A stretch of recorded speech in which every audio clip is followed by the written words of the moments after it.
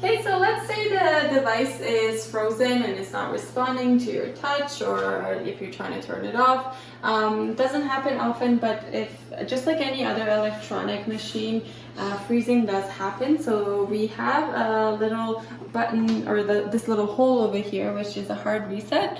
And all you need to do is use a paper clip, or we're using a drill piece here, and you insert it in. You'll hear it click and you release, and it will shut off the machine completely. Okay, let's just finish up and go over into the settings and look at anything that we haven't covered so far. We can start off with the logs settings. So what the machine does is it will actually save a few of your most recent results, and you can click between them over here, and it gives you all the information, the time, the date, what you tested, what the results were. So we'll go back into settings. You could also save your results on a USB stick. Just make sure it's a formatted USB stick with some space on it. All you need to do is you plug it into the bottom here, and that cursor will pop up on the screen, just saying that it's noticed the USB and it's recognized. You go into the USB settings, you go into results, and the machine will just copy any of the tests that it has on its memory onto the USB stick, and that USB stick can be used later on a computer, and you can view your results on an Excel spreadsheet.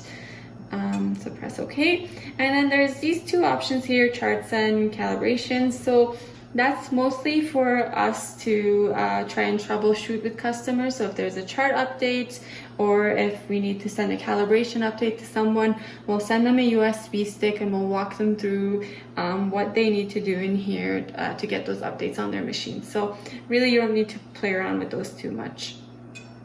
In here we have maintenance. So maintenance is password protected. Anytime you feel like your device needs some maintenance, just give us a call and we'll walk you through it. We recommend that you send your tester in every 2 years for a calibration. With the calibration, we also check everything else in the machine. So the batteries, how they're operating, the frequency that it's operating on, the temperature, the thermometer, everything gets checked in that calibration checkup. The next thing is time, so you can set your date and your time in that setting.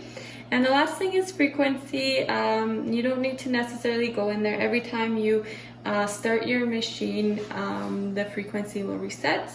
So that's just an option where you can manually reset the frequency, but it's not necessary. Okay, well that's about it.